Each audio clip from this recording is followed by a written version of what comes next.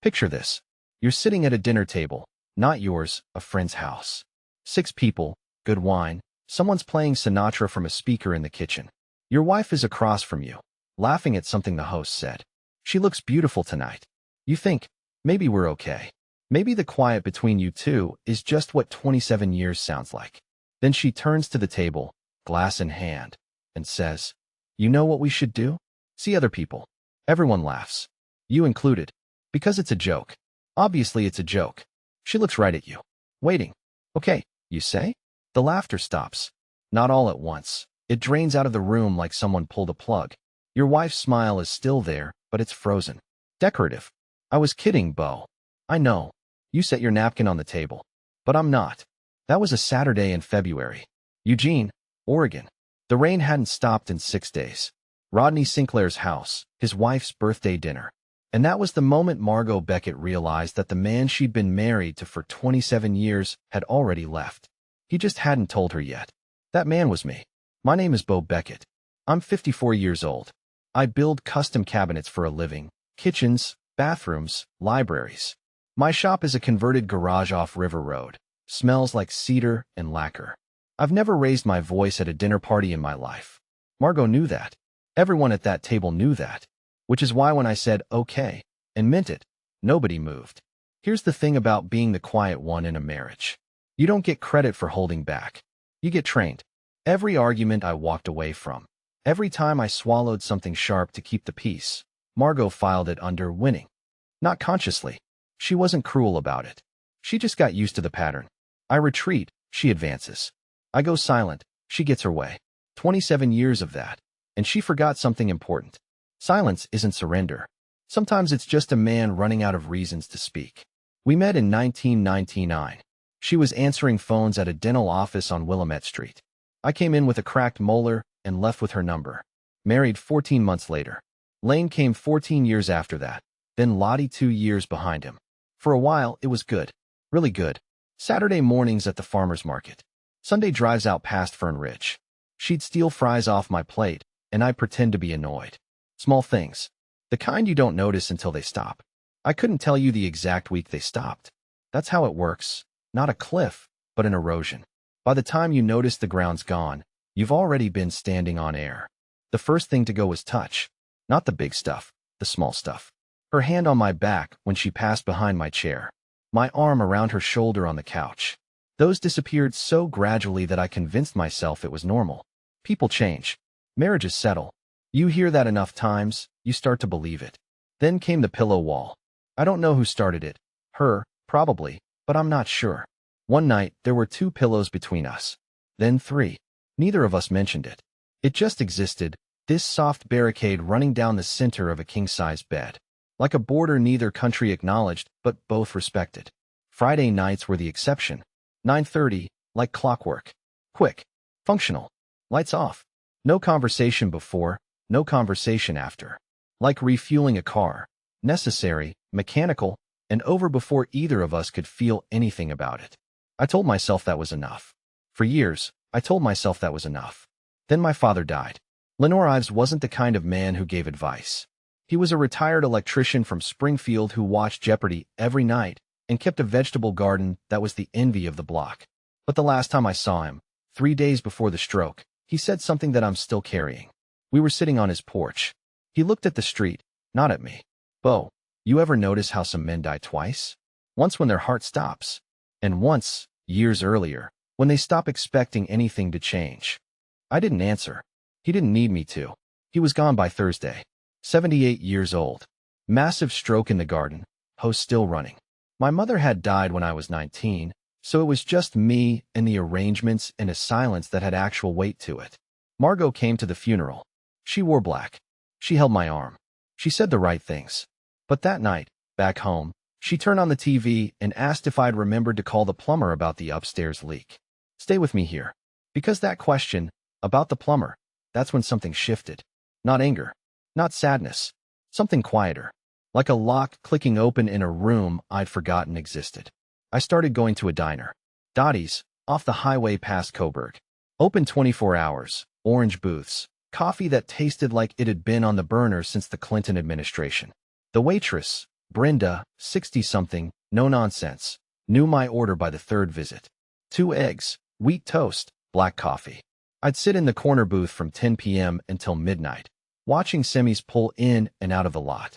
Not thinking about anything specific, just breathing. Margot didn't ask where I went. That bothered me more than if she'd demanded answers. The weeks after my father's funeral were the quietest of our marriage, and that's saying something. I kept building cabinets. She kept selling houses. She was a realtor, top 3% in Lane County, which she mentioned often enough that I could hear the statistic in my sleep. The kids noticed the temperature drop before either of us admitted it. Lane was 13 and already reading rooms like a professional. Lottie was 11 and still young enough to ask uncomfortable questions.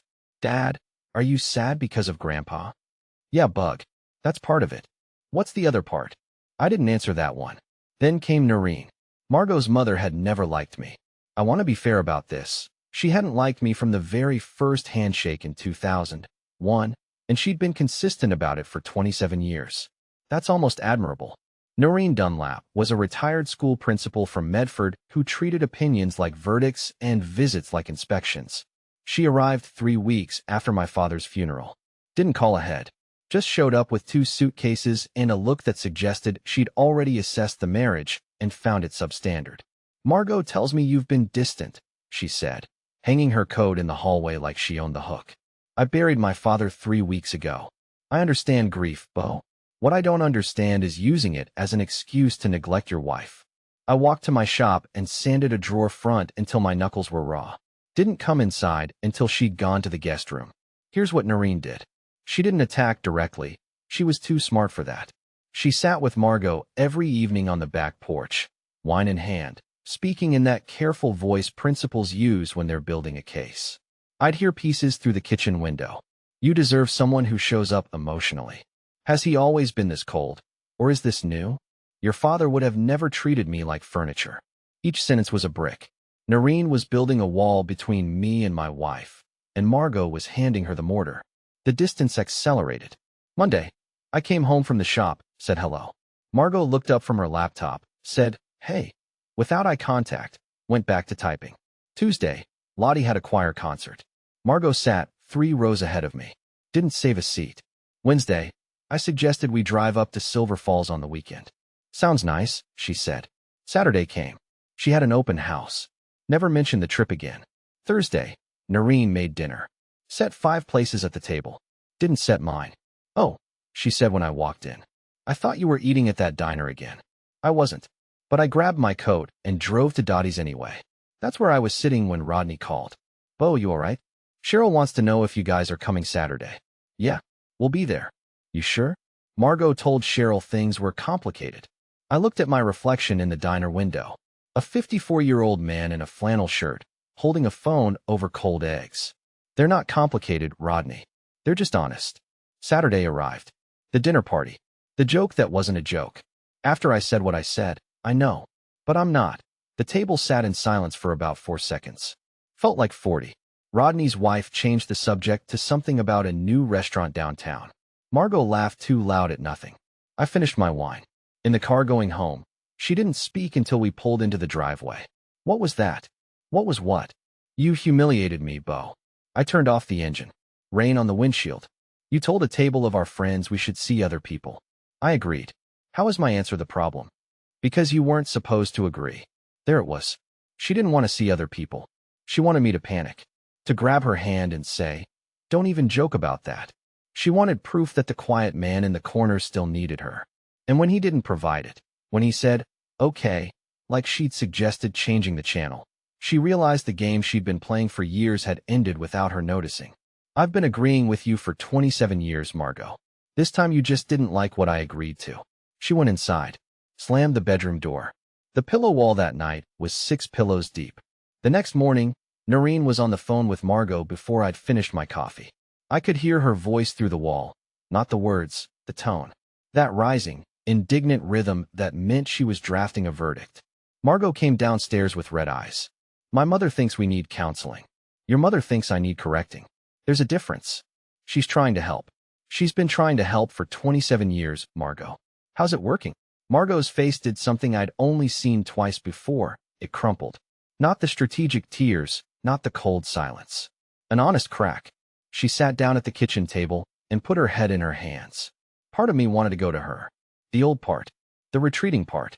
But I'd watched my father die at 61 with a garden hose in his hand and nothing left unsaid. And I was 54 with a pillow wall and a Friday night schedule and a wife who told tables full of people she wanted someone else, then got angry when I didn't beg her to stay. I didn't go to her. I poured a second cup of coffee and sat across from her. Not cold. Not punishing. Just present. For the first time in years, present without performing. When did you stop loving me? She asked. I didn't stop. I just stopped pretending the way we're doing this is love. She stared at me like I'd spoken a different language. Monday, I called Kirby Combs, family attorney, office on Pearl Street. I didn't tell Margot. Not because I was hiding it, because I'd spent 27 years announcing my intentions and watching her override them. This time I was going to act first and explain after. Kirby was straightforward. 27 years, 2 kids, shared property. This won't be quick, Beau. I'm not in a rush. I've been slow my whole life. Turns out that's a strength. That week, I started noticing things I'd been ignoring. The way Margot spoke to me versus the way she spoke to clients on the phone. Warm, attentive, interested. Like I was getting the economy version of a woman other people got first class. The way she'd ask Lane about his basketball practice with genuine curiosity, but ask me about my day with the tone of someone checking a box. And the way Noreen's visits always coincided with Margot's coldest phases, as if the thermostat in our marriage had a remote control and her mother was holding it. I went through old texts one night, not snooping, organizing my phone, deleting old threads. Found a group chat between Margot, Noreen, and someone named Gail, Margot's sister, who I hadn't seen in 4 years. The messages went back 18 months. Noreen, he's never going to change. You know that. Gail? Honestly, Marg, you married beneath you. Mom's right. Margot, he's a good father. Noreen, being a good father doesn't make him a good husband. You've been settling. Margot didn't disagree. Not once in 18 months of messages did she say, that's not true. Not once did she say, he's a good man. She just let it happen. The same way I let everything happen. We were both experts at silence, just pointing it in different directions. Laundromat on 6th Street. Thursday night. I don't know why I was there. We had a washer and dryer at home. I'd grabbed a bag of Lane's practice clothes and just driven. Sat watching the drum go around. Blues and whites tumbling. The cycle ended. I didn't move. It ended again. I'd been sitting there through 2 full cycles without noticing. The fluorescent light buzzed. A woman folded towels 3 machines over. Outside, rain streaked down the windows. I thought about my father's porch. About the last thing he said. I'd been dying my second death for years. And I hadn't even noticed. Friday I didn't come home at 9:30. Didn't text. Didn't explain. Sat at Dottie's until midnight. Talked to Brenda about her grandkids while the coffee went cold. When I got home, Margot was awake. Sitting in the living room. Lights off. Where were you? Out. It's Friday. I know what day it is. She stared at me. I could see her processing. The schedule was broken. The one predictable thing left between us, and I'd stepped over it without a word. For the first time in 27 years, she couldn't predict what I'd do next. My mother says you're punishing me. Your mother says a lot of things. Most of them about me. That's not fair. Read your group chat with her and Gail. Then tell me about fair. Her face went white. Not the red of anger or the flush of embarrassment. White. Like the blood had somewhere more important to be. You read my messages? I was cleaning my phone. They were in a shared thread from when we planned Lottie's birthday. 18 months, Margot. 18 months of your mother calling me inadequate, and you never once disagreed. She stood up. You had no right. You had no right to let your mother dismantle our marriage one text at a time while you sat there and watched. But here we are. She went upstairs. No door slam this time. Just the quiet click of the latch. Noreen called the next morning. I picked up. Beau, Margot tells me you've been reading her private conversations. That's a violation of Noreen. I'm going to say this once. You've spent 27 years telling your daughter she married wrong. She believed you. Congratulations. You got what you wanted. Now you get to watch what happens next. I hung up. My hands were steady. That surprised me. The following weeks were the strangest of my life. Margot tried everything. She cooked my favorite meal, pot roast, the one she used to make on Sundays when things were good. I ate it. Said thank you. Didn't perform gratitude. She suggested a weekend trip to the coast. I said, that sounds nice. Didn't follow up. Let her feel what I'd felt with Silver Falls. She cried in the shower. I could hear it through the wall. Real tears. The kind that come from the chest, not the strategy. Part of me broke hearing them. But I'd heard my own version of those tears for years, alone in a diner booth, and nobody had come to check. Then she slipped. Tuesday evening. Noreen called, and Margot took it in the kitchen with the door open. I was in the hallway putting on my shoes. I'm trying, Mom. I'm doing everything you said. The cooking, the trip idea, the effort. He's not responding. Pause. I know. If he doesn't come around by the end of the month, I'll call Pamela. Pause. The attorney, Mom. Yes. She was running a playbook. The sweetness, the tears, the effort. It was a 30-day trial. If I didn't perform the right response by the deadline, she had a backup plan. Probably had it before I ever said, okay, at that dinner table. I wasn't hurt. That's what scared me. A year ago, hearing that would have sent me to the diner for 3 hours. Now it just confirmed what I already knew. Lane found me in the shop that night. 13 years old, tall for his age, wearing a hoodie that used to be mine. Dad, are you and Mom getting divorced? I set down the sanding block. I don't know yet, bud. Lottie's scared. I know. I'm not scared. I just want to know. I looked at my son. He had Margot's eyes, but my posture. Leaning in the doorframe, hands in his pockets, waiting for a straight answer. When I know, you'll be the first person I tell. He nodded, started to leave. Then, Dad, for what it's worth, I heard what you said at Mr. Sinclair's dinner. I thought it was brave. Lane went inside. I stood in the shop for a long time, smelling cedar. The confrontation came on a Wednesday. Not dramatic, no audience, no revelation. Just two people in a kitchen who'd run out of choreography. Margot was sitting at the table. No phone, no laptop. Just sitting. I came in from the shop, washed my hands, and sat across from her. I talked to a lawyer, I said. She didn't flinch. I know. Kirby Combs. Pearl Street. My mother found out. Of course she did. Beau, I don't want this. Which part? The divorce? Or losing the argument? She closed her eyes. When she opened them, they were wet. That's cruel. No. Cruel is telling a room full of friends you want to see other people to test whether your husband will beg. Cruel is letting your mother spend 27 years tearing down the man you married and never saying a word in his defense. I'm not being cruel, Margot. I'm being honest. And you can't tell the difference because I've never been honest with you before. That's my fault. She pressed her palms flat on the table, steadying herself. When did it get this bad? It was always this bad. I just kept retreating, and you kept advancing, and we both pretended that was a marriage. I loved you. You loved winning. I was just the person who always let you. That's not true. Friday, 9:30. Lights off. 2 minutes. That was your idea of connection, Margot. Once a week, like paying a bill. She flinched. Actually flinched. And the pillows, I said. 6 pillows between us every night, and neither of us said a word about it. 27 years, and we built a wall in our own bed and pretended it was comfortable. Her voice cracked. My mother said, your mother said what she's always said. That I'm not enough. That you settled. That you deserve more. And maybe she's right. Maybe you do. But you don't get to spend 3 decades letting someone convince you your husband is worthless and then be surprised when he agrees. Silence. The kind that fills a kitchen like cold water. She's my mother, Beau. I know. And I'm not asking you to choose. I'm telling you I already have. She put her face in her hands. Not performing. Not testing. Just a woman at a kitchen table realizing the quiet man she'd been married to for 27 years had finally spoken, and everything he said was true. I reached across the table. Not to hold her hand. To push the sugar bowl toward her. She always put sugar in her tea when she was upset. A small thing. The kind of thing you know after 27 years. She looked at the sugar bowl. Then at me. Then she cried. Hard, ugly, real. The kind of crying that isn't about winning or losing. It's about knowing. I let her cry. Then I stood up. I'm going to stay at my dad's place for a while. The garden needs tending anyway. The hearing was in April. Judge Luther Marsden. Quick and respectful.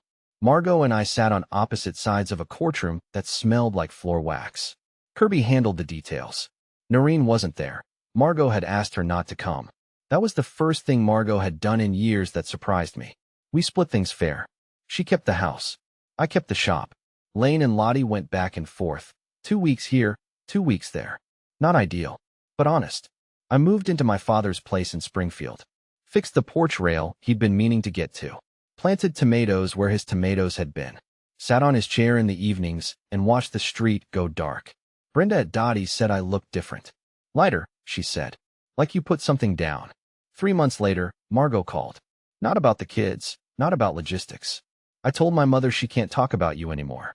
Not to me, not to Gail, not to anyone. Pause. She didn't take it well. I imagine not. Beau, I'm sorry I never said anything. All those years. I should have told her to stop. I looked out at my father's garden. Tomatoes coming in. Hose neatly coiled. Yeah, you should have. Would it have mattered? I thought about that. Really thought about it. I don't know, but I would have known you were in my corner. And that might have been enough. She was quiet for a long time. Then, I wasn't kidding, that night at Rodney's. About seeing other people. I thought if I said it, you'd finally fight for me. Show me I was wrong about us. And instead I said okay. And you meant it. Yeah. I watched a hummingbird at the feeder my father had hung years ago. I meant it. Saturday morning. Lottie's at the kitchen table, doing homework. Lane's shooting hoops in the driveway. The coffee's fresh. The house is quiet. Not empty quiet. Just quiet. Lottie looks up. Dad, when Mom said that thing at the dinner, the joke, were you scared? I think about it. No, Bug. I was relieved. She goes back to her homework. Outside, the ball hits the backboard. The hose is running in the garden, watering what my father planted, and I kept growing. She wanted me to say, don't leave. I said, okay. Turns out that was the first honest word I'd spoken in 27 years. Dear listeners, that's our ending. If it resonated, subscribe to support the channel. See you next time.